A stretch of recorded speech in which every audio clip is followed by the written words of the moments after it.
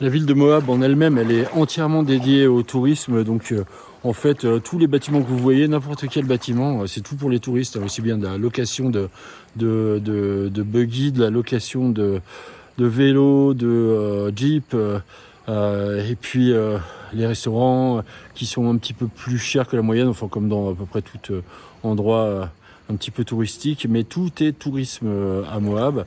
Donc voilà, c'est pas voilà, le seul endroit qui est vraiment en dehors des parcs nationaux et des state parks, le seul endroit tout près de la ville qui soit un petit peu joli, c'est celui où je suis, la Mills Creek. C'est super beau.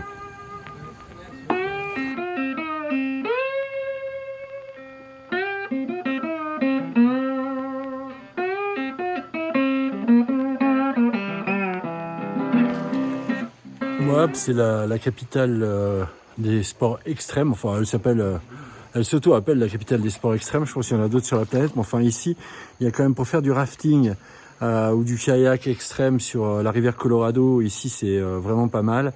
Vous pouvez descendre la rivière Colorado pendant plusieurs semaines jusqu'au Grand Canyon et avec des guides, par exemple. C'est vraiment sublime. Donc il y a du rafting en sport extrême, il y a alors c'est la capitale aussi du mountain bike, le VTT. Vous pouvez trouver des centaines voire des milliers de kilomètres de pistes. C'est incroyable. Donc il y en a pour tous les niveaux.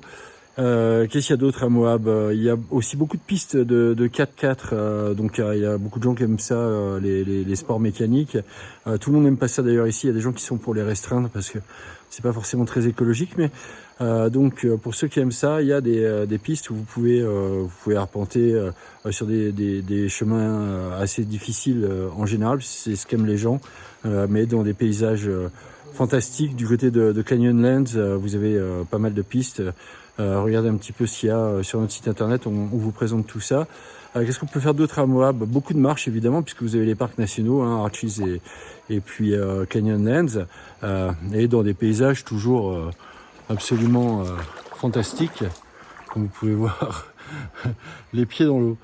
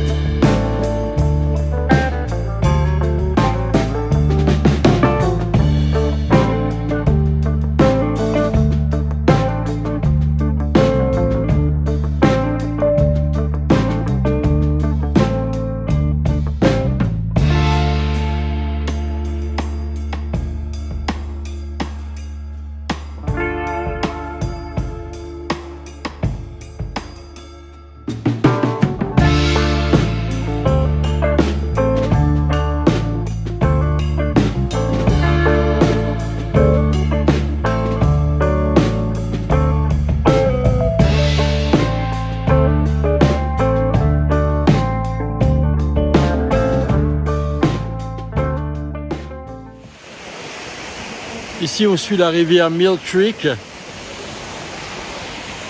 C'est à 6 minutes du centre de Moab.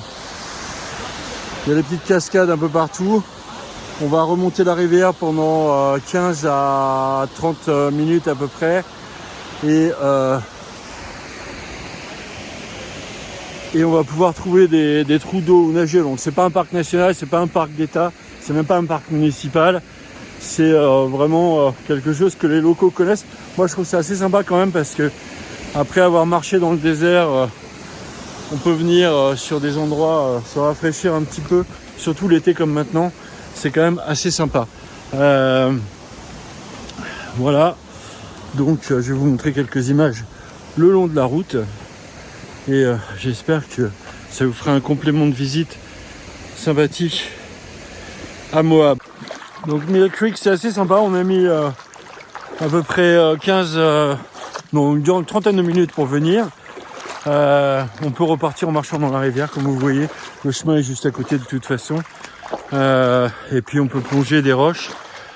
C'est vraiment sympa. C'est le petit secret à connaître à Moab. Le chemin dans la vallée est absolument magnifique. Comme vous pouvez le voir, il y a des petits hiéroglyphes aussi sur plusieurs roches le long de la rivière.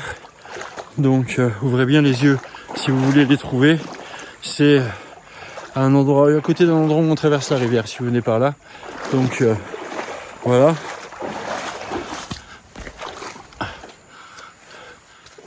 C'est complètement enfoncé dans un canyon.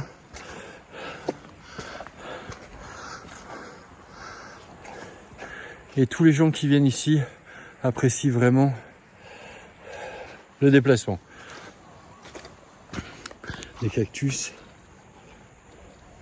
La nature est superbe. Il y a des écrevisses partout dans la rivière, surtout à côté des chutes d'eau. Il y a des petits oiseaux magnifiques partout. Il y a des libellules, papillons. C'est superbe.